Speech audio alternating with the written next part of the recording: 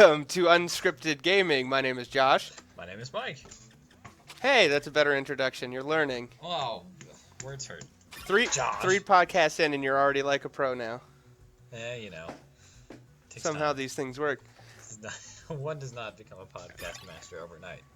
Or in a month or something. It takes time. It takes practice. Yeah. Hey, Mike, give me a Destiny update. Still fun. Josh, Awesome. Give me a Fallout update. It's still fun. Great. Now that we've talked All right, about what we're playing, we're moving on. We're not going to bore all you people with us rambling on about Destiny and Fallout today. So check out my light score. It's so good. I've got so much gear. I actually turned off encumbrance, and it's made the game a lot better. But you know, that's what I hear. That's a good thing. I thought so too. All right, so Mike, do the video games have Do video games have an award ceremony? Yeah, sure. Yeah, they do. Yeah, let's just say yes. Sure. Yeah, they have hundreds, but they have one that is broadcast on YouTube that just happened, so we're going to talk about that. Yeah, so the Video Game Awards 2015 happened this week. Had some interesting contenders for the Game of the Year. I think this was a very strong year too, especially because all of the games that were in contention, and this year in general was just so strong for single-player games, which we really haven't seen in quite a while. You know, there weren't really many multiplayer shooters that really dominated the gaming space this year. It was all very story-driven, open-world, massive-scale games. Mm-hmm. Exactly, and it's been such a big year in terms of just games coming out. Let's just pick a couple of categories that we thought were interesting and go through our thoughts here. Where do you want to start? Actually, I know where I'm going to start. I'm going to cut you off here. We're going to start with Best Multiplayer, which the nominees were Call of Duty Black Ops, Destiny the Taken King, Halo 5, Rocket League, and your winner, Splatoon. First off, let's just say, look at Nintendo putting out not only a multiplayer shooter that people are still playing and fairly active on, one that they updated with lots of content from release, and one that won. All of those things... Sorry, not all of those things. None of those things scream Nintendo to me, but it's very good to see them putting forth such an effort and really just dominating the multiplayer shooter genre this year. Yeah, I mean, it certainly caught me off guard. With the people voting on here, you know, it's a lot of different people from a lot of different publications. You know, like the Penny Arcade guys. You got guys from Wired, Polygon, Giant Bomb. You know, people from all over the place here. Yeah. And it just, I don't know, I really thought, like, was just looking at the list here. I mean, personally, I really enjoyed Destiny. Despite its problems, Destiny is a very fun game. I guess it's a recency thing for me, but I'm enjoying my time with that very much. I'm just really surprised that Rocket League didn't win. I mean, that took everyone by storm when that came out earlier this year in a way that I really didn't feel like Splatoon did, but yeah, that just seemed like I just totally thought that category was going to go to Rocket League. I'm not taking anything away from Splatoon. I think it's certainly, you know, it's just a really unique kind of gameplay with there's just nothing really else like it. But I think one thing that helped is I think people are tired of the gritty military shooter in some way. So seeing something as colorful, vibrant, fun, and again, Nintendo updating the content and supporting it, I think that really was refreshing for people. Yeah, so, and it's actually kind of funny because what you just said could also describe Rocket League. It's very different. It's very colorful and exciting. The developers have done a really good job of adding additional content, like creating new maps, just releasing those for free. They released all the mutators and different mods you can put in now to change up the gameplay for custom games. Like you can change the gravity, ball size, ball type. Yeah. I mean, they even added paid cosmetic type content there as well. So it's just really, I mean, they're kind of very similar. Like I think in a kind of a big picture kind of way, Splatoon and Rocket League, I think we're doing very kind of similar things. And I think we're a favorite. And I bet that Rocket League probably wasn't that far behind in the voting. I don't know if we have access to a breakdown of that. But I imagine that they are kind of striking the same chord here, and that they're just really fresh pick up and play kind of experiences that are simple on the surface, but have a lot of depth to them that I think not a lot of people really expected. So I just wanted to call attention to a unique title winning a category people probably didn't think it would win. Absolutely, and to be fair, Rocket League did win some other categories like Best Sports and Racing Game and Best Independent Game of the Year. So it's not that Rocket League didn't get its props in other area. It's nice seeing Splatoon getting that. I did actually get a chance to play some Call of Duty, Blops 3, my first Call of Duty in a few years. Interesting game. It's not one that I'm probably going to buy, but there's something to be said for the fast-paced, frantic shooter that you can dump in and out of really quick and play for a half hour. Those games sell millions of copies every year for a reason. Yep, but they are going down, so we shall see how that carries on over the next few years. What other categories do you think are interesting, or did you want to touch on? Let's see. I think Best Independent Game is a very interesting category. Just such a strong year for the indie game and all of the ones that came in. You have a couple Metroidvania-style games, and then, of course, Rocket League. But your top 5 for that were Axiom Verge, Her Story, Ori and the Blind Forest, Undertale, and the winner, which was Rocket League. And I feel like it's really interesting. I mean, when you look at Rocket League in terms of just the production value, it doesn't seem like an indie game, but it's an independent company that put that all together, and it's great. It's just now obviously it's just easier than ever nowadays for independent game designers and developers to put something together and something like that to really kind of do well. You weren't gonna see Her Story on the GameCube. Yeah, it's great that those kinds of projects that don't really work in other mediums just are so much easier to find and experience, and are certainly getting the love that they deserve. Yeah, it's one of those things that the tools have never been more robust and easily accessible, and distribution's never been easier because of Steam Marketplace and the internet. It's really brought back a resurgence in the B-tier game that we really saw a lot, especially during like the PlayStation 1, early PlayStation 2 era that a lot of the big publishers kind of stepped away from because of cost, about what the cost to produce those games and what their return is.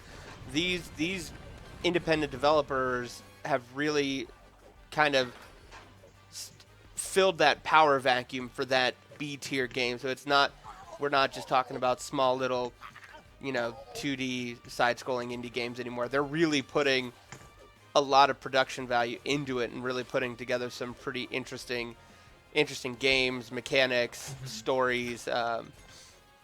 But it's just nice to see that option available again. Absolutely. Let's just why don't we jump into the big one here? Let's just talk Game of the Year here. Best Shooter. Oh, sorry, Game of the Year. Whoop. Excuse me. I think all those nominations, at least I think all those nominations are I think are all very fair choices. I mean, I absolutely adored Bloodborne. I haven't really played a lot of Fallout, but you certainly testify for it. I think Indeed. The Phantom Pain is one of the best games I've ever played. Mario Maker is incredible, but I just don't. Personally, I just don't know how I feel about The Witcher winning. I mean, it's a very gorgeous looking game. I just don't think it was for me. I just had a hard time really getting soaked up into it in the way that other people sound like they have. And I think I'll definitely, give it another fair crack here, when the time comes. But Yeah, I would like to play it. I think part of it too, not just the fact of the massive production value, how gorgeous the game is. Yes, there are some clunky controls, but like how the scale of it, the story behind it. But I think also the attitude of CD Projekt Red, the developers of it. I think their attitude towards the game, towards the industry, towards consumers, I think that really goes a long way in the way people feel about The Witcher. They're willing to look past some of the wonkier things about it just because for they're better or worse here. But I certainly see your point. But it's to me, it's nice to see a studio getting the recognition for their good business practices and their consumer-facing business practices.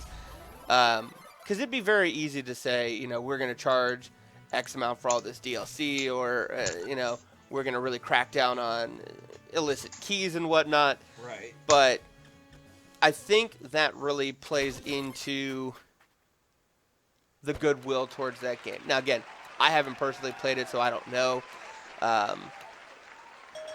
But I think the 5 that they had to pick from were all just incredibly solid games. And kudos to Nintendo for getting in the Game of the Year discussion. I think Mario Maker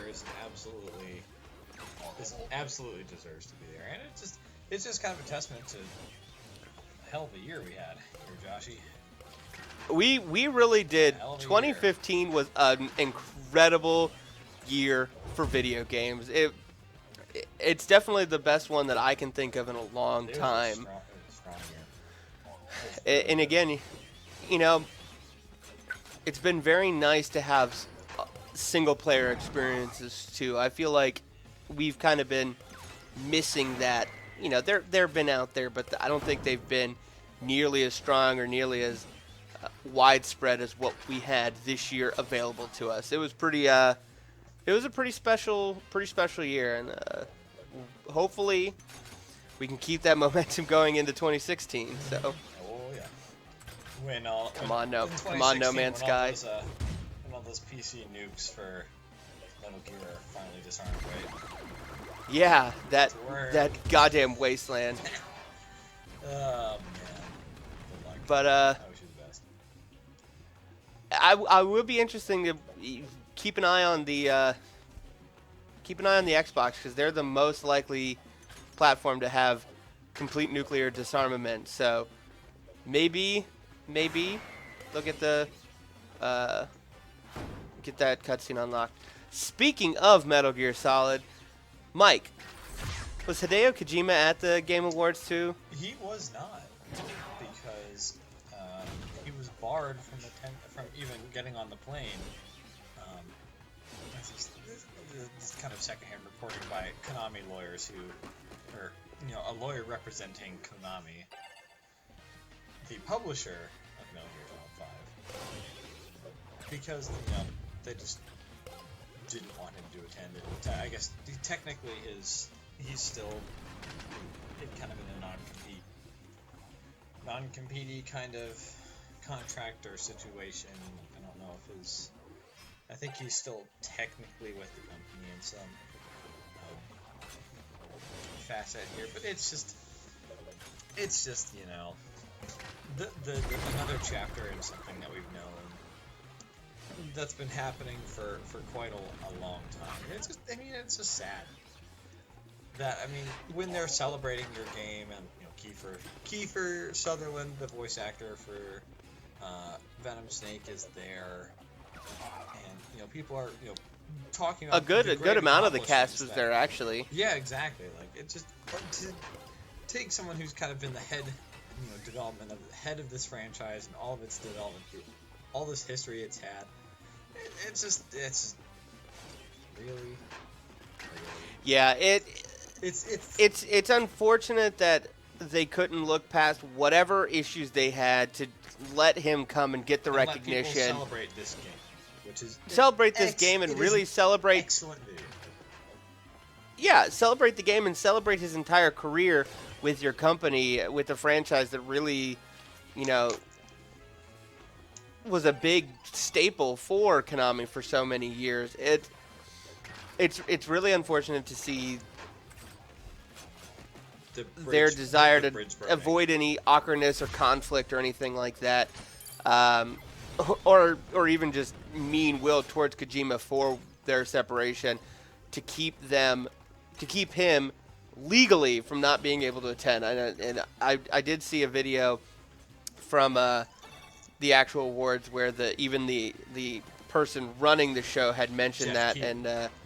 and Jeff Keighley, I forgot his name for a second, where Keighley talks about the fact that he wasn't able to come and extending a lot of gratitude and love towards him, which was, nice that he got the recognition, but it really would have been cool to see him actually there it's to just accept you. another note that Keighley and I think Keighley has a signed copy of Metal Gear Solid 5 from Hideo Kojima.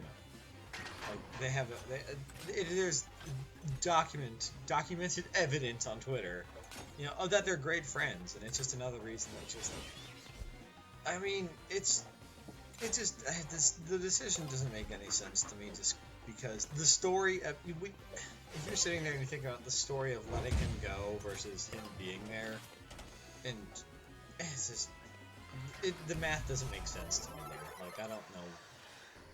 Yep, but at this point, Kojima, not Kojima, but Konami doesn't really care about the PR in the game industry because that's not where their cash cow is anymore. So they're gonna do whatever they want to do. So Big Boss Pacheco coming soon. Stop it. I just, I'm excited for Kojima's non-compete clause to come to an end, for him to finally be able to move on with his career and see what he does next. See what he does next. Put this chapter behind him and move on to the next big thing. And certainly, again, congratulations to all the hardworking people at Kojima Productions, and we wish you the best of luck here in the future. Yep. And same thing goes to every publisher, studio, game. What? Sorry, Mike distracted me, for those watching the video feed, with some very odd John Cena-like face motions that distracted me. Video feed? Why didn't you tell me? We have a video feed called our Skype call. We don't record it. Sit up now. Gross. Next But yes, story. Next congratulations to everybody who put out games that were in contention for Game of the Year, because again, thank you for such a strong year of video games. Thanks for making cool stuff. That's fun to play and talk about. Yeah. So, in other news, the PlayStation experience is going on right now, and kind of a surprise to me. Barrow racing. What? No, Mike, not Destiny. We actually got some gameplay footage of Final Fantasy VII Remake, which I still can't believe that's actually happening. I can't either. It's just it's the most fanboy. It's the most fanboy project that could happen, and it's actually happening. Like it's it's like that in Shenmue 3. It's like, yes. What is video games? I don't even know. Nobody knows. It absolutely baffles my mind, and I still can't decide how I feel about it, whether or not I want to play it, whether or not I want to kind of leave my memories intact and see what they change of it. I really Alex Navarro of Giant Bomb has mentioned several times that he hopes that they just lovingly do a full remake, but keep the script and all of its original typos and mistranslations exactly the same, but just render everything gorgeous, like 1080p 60, beautiful scenes, 4K quality, 4K, yeah. 5K, 6K, just gorgeous. All the fucking but Ks. just the exact same script. I'm like, I know that's not gonna with happen, voice acting. but it's With voice acting. Perfect voice acting. Like, just get all the big names, just everyone. I know that's not gonna be what it's going. That's not gonna happen. But I want it to happen. So. I know it. But I want it so bad. I can't decide how I feel. God. But I just also am completely flabbergasted by the fact that we got the announcement of this at E3, and here at the PlayStation Experience just 6 months later, we're seeing gameplay footage. Obviously it's a little rough. It's only a snippet of this massive game.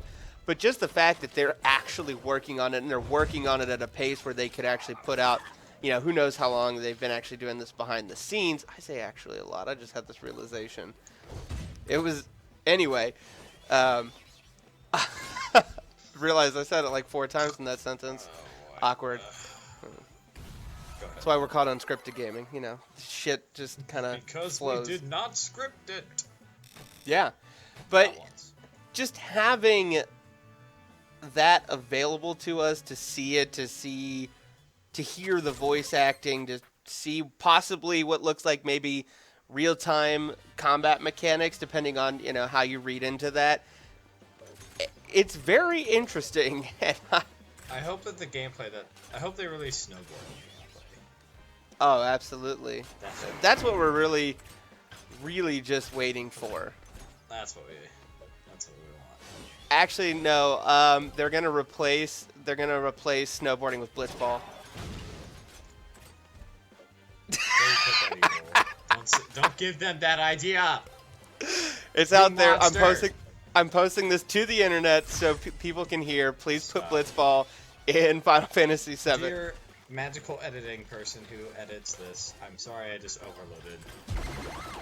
It was worth it. Yeah. Don't put that evil words. Don't do that. Yeah. So. Don't do that. Yes. You monster. I know, I'm terrible, but yeah. So Final Fantasy VII, it's a real thing. They're actually working on it. It may come out someday, and we're seeing gameplay footage. Like the subtitle of the game. Final Fantasy VII. They're actually working on it. Oh my! That's on the box art. But yeah. So, all right. Next on Mike, the do you have any? What's that? Next on the docket. Next on the docket, we're gonna get a little off topic, but we can still kind of relate it to video games because they make a video game about this sport. I wanted to talk. Yeah, it's called soccer, or for you international types, the football. But FIFA has a lot of problems. Oh yeah. But some stuff that happened recently. For those who know Josh, he's a big soccer fan. Quite enjoys it. He's a gunner, loves Arsenal. But we played a game recently, lost unfortunately. But after the game, one of the players on the opposition side tested positive for performance enhancing substances, and has been banned for football for 4 years, which is long ass time. But our manager has been asked several times about doping in football, about different clubs and players that have been accused of using that, and the methods behind the testing, he's spoken out about the fact that they use very arcane methods of testing. Did you know that in today's modern world, they'll still take urine samples from players after playing 90 minutes of football for testing? Not only do we know that urine samples are very easy to beat, but it can take up to an hour and a half to 2 hours for players to produce a urine sample because of their dehydration levels following a match. It just seems like really, right now, Yep, Like, and they very easily, you and don't he's have any talked more about. important things to worry about right now. Yeah. Yeah. So, and he's asked why don't they change to taking a small blood sample, which not only is easier to draw, takes far less time, and is more accurate. So you would imagine that with allegations of doping and all of the other sports leagues around the world that have gone through doping scandals and issues over the past few years, cycling, baseball, American football, all of those sports, you'd think that Blitzball. yeah, Blitzball, Blitzball, the great doping scandal of Blitzball. 2013 was a rough year for Blitzball. But you would imagine that chocobo tendons for extra energy. It's bad. Yeah. But you'd imagine that the governing body would come out and say if one of their most storied and long-serving managers was talking about the issues, you think that the governing bodies of the organization would take that seriously and look into those claims, right? Instead of just like it's like they heard it. Just from what you're saying, it just sounds like they heard the words doping. We're like, got him, get him, boys, and it's like that's exactly. You don't understand. He's talking about it happening, not like that he's on. He thinks his players are. It's like they heard like every other word that he was saying. That's ridiculous. Yeah. So instead of looking into the claims and investigating this further, they sent 3 of their doping representatives to the club the next day to test every single player on the squad. So to me, that's UEFA, FIFA, the governing bodies at B saying, "Hey, motherfucker, stop talking about us," and assign to other clubs to say, "Hey, you come out and talk about this. We're going to send folks to test you, and you guys don't run your organizations as cleanly as this guy does." So, kneecaps. They break so easily. It's just, so. This just in big, large, professional sports organization makes dumb decisions and says dumb things occasionally. Yep. It's just. Someday. It's. I'm not gonna sit here and say that. We've lost the past few years because of this. I'm not here to bellyache about any of that. I just want to see. I mean, I absolutely could, but I'm not going to, because you know what? That's the era we play in. That's the game we play, and I'm just proud that our manager is above that. But I do say, with all of the negativity and shit going on with FIFA, with football, that they really should start tackling some of these issues before it really just gets out of hand and the whole organization comes crashing down. I do apologize. Mike, again, is doing random things to distract me while I talk. Okay. So You're good. Yeah, I had to mute my mic because I was laughing, but it's okay. It's fine. I didn't actually bellyache and say that's why we lost. It's just a...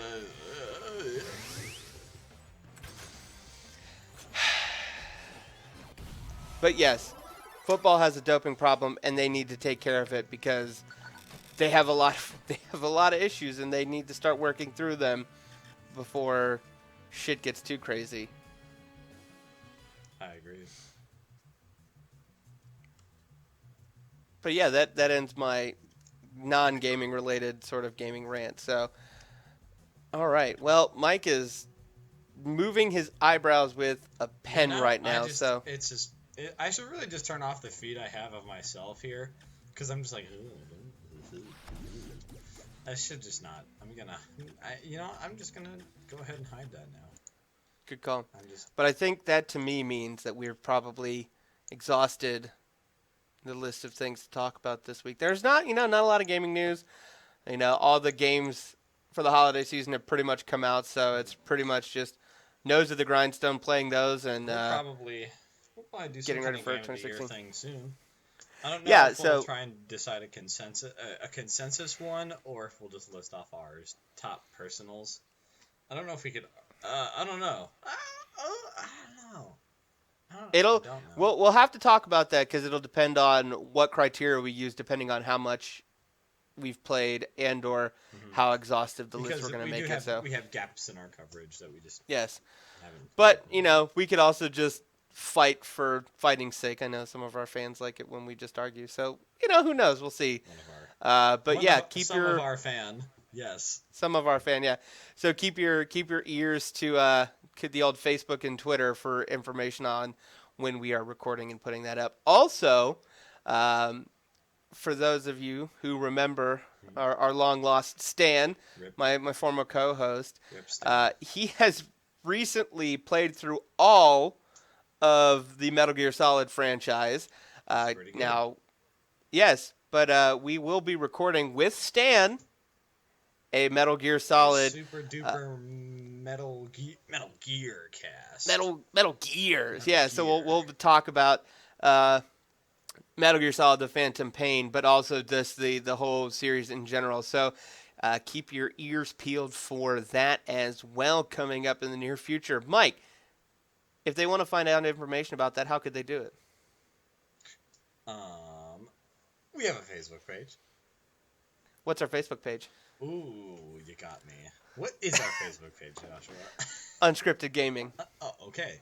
You just go to Facebook, we- look up Unscripted Gaming. Do we have Twitter? We do have a Twitter. We have a Twitter. Yeah, go to @unscript_gaming. Follow us on Twitter. And Get at us there. I bet if you send us a question, no matter how stupid it is, we might answer it. Yeah, so talk to us there. We could answer it here live on this recorded podcast. Whoa. But also, if you haven't, easiest way to get updates about us is click the subscribe button to keep following us and get updates on every time we post a new video. But yeah, so I think that about does it for us. Thanks for listening again. Hope you enjoyed it, and we'll see you next time on Unscripted Gaming. I'm Josh. I almost said I'm Mike. I'm Josh. I'm actually Mike, and we'll see you next time. Peace. Peace.